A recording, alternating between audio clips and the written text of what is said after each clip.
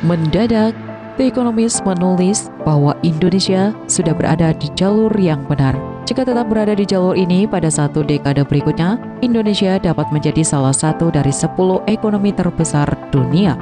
The Economist adalah sebuah majalah internasional yang terkenal pelit memuji. Dengan reputasinya yang tinggi, majalah mingguan yang berbasis di London itu biasa mengulas berbagai kebijakan ekonomi dan praktek bisnis semua negara. The Economist adalah satu dari segelintir media cetak yang masih bisa bertahan di tengah gelombang media digital. Usia majalah itu sudah hampir 180 tahun, memiliki pelanggannya sekitar 1 juta versi cetak dan 995.000 subscriber di sirkulasi digitalnya. Dari semua platform digital, pembacanya diperkirakan 35 juta dari kalangan pebisnis, intelektual, politisi, dan para pimpinan pemerintahan. Ulasan The Economist terkenal tajam dan berpengaruh secara global.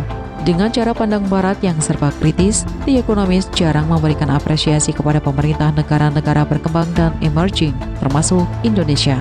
Tapi, mendadak saja, The Economist menerbitkan ulasan yang antusias tentang Indonesia dengan memanfaatkan news page penyelenggaraan KTT G20 di Bali.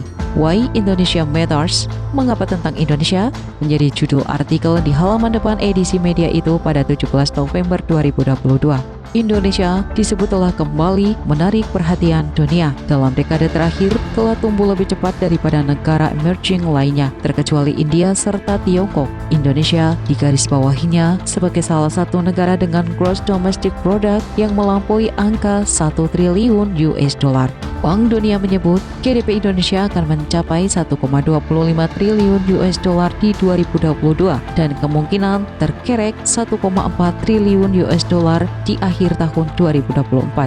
Indonesia disebut sebagai negara mayoritas muslim terbesar di dunia, demokrasi terbesar ketiga, dan negara terpadat keempat. Dengan 276 juta orang yang tersebar di ribuan pulau yang teruntai dari Samudra Hindia hingga Pasifik, Indonesia termasuk yang terjebak dalam pertarungan strategis antara Amerika dan Tiongkok. Namun, seperti India, Indonesia bisa beradaptasi dengan tatanan dunia baru di mana globalisasi dan supremasi barat mengalami kemunduran. Dalam pandangan The Economist, salah satu sumber pertumbuhan ekonomi Indonesia ialah bisnis layanan digital yang berkembang dinamis. Ekonomi digital itu disebutnya dapat membangkitkan konsumen yang lebih terintegrasi. Dengan lebih dari 100 juta orang secara kolektif membelanjakan 80 miliar dolar per tahun, e-commerce dan e-money berlaku dari urusan belanja online hingga aplikasi pemesanan truk besar. Katalis ekonomi lainnya yang khas Indonesia adalah nikel. Dengan modal 1/5 cadangan nikel dunia, Indonesia memainkan nikel dalam mata rantai pasokan kendaraan listrik. Saat negara barat, Tiongkok dan India menaikkan subsidi dan insentif untuk menarik investasi dalam negeri, menurut The Economist, Indonesia melihat sebuah peluang dengan nikel tersebut. Alih-alih menjadi Arab Saudi di masa lalu yang menjual putus emas hitamnya atau minyak, Indonesia mengejar kebijakan hilirisasi. Presiden Joko Widodo melarang ekspor bahan mentah nikel untuk memaksa perusahaan global membangun pabrik di Indonesia. Ini bukan kebijakan yang ortodoks. Sejauh ini, lebih dari 20 miliar dolar investasi telah ditanamkan yang ditulis dalam majalah Inggris itu. Maksudnya, investasi pada hilirisasi itu mencapai 20 miliar US dollar.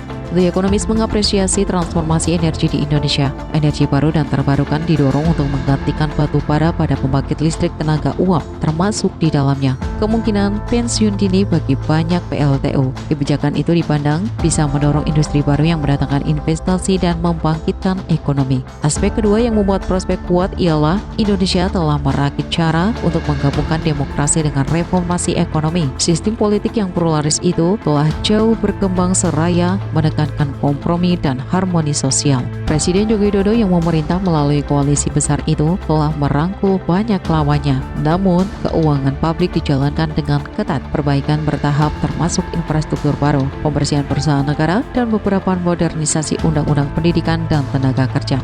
Korupsi, menurut The Economist, tetap menjadi masalah tetap ekonomi lebih terbuka daripada 10 tahun yang lalu. Alasan ketiga yang disebut The Economist bisa meningkatkan pengaruh Indonesia adalah kebijakan geopolitik, lokasi yang strategis, ukuran atau penduduk, dan sumber daya alam menjadikan Indonesia teater utama dalam konteks negara adidaya. Mencerminkan tradisi non-blok sejak 1950-an, Indonesia ingin netral. Negeri ini mengumpulkan model dari kedua sisi dan menjadi arena di mana investor kompetitor Amerika dan Tiongkok bersaing secara langsung di jalur teknologi mutakhir. Indonesia disebut sudah berada di jalur yang benar. Jika tetap berada di jalur ini, pada satu dekade berikutnya, Indonesia dapat menjadi salah satu dari 10 ekonomi terbesar dunia. Ini akan tetap cukup tangguh terhadap guncangan. Mata uangnya telah mengungguli beberapa negara kaya tahun ini, meskipun terjadi gejolak keuangan global. Tulis The Economist. Meskipun Indonesia tak akan menciptakan keajaiban manufaktur kayak Tiongkok, kelas menengah yang besar akan muncul di Indonesia.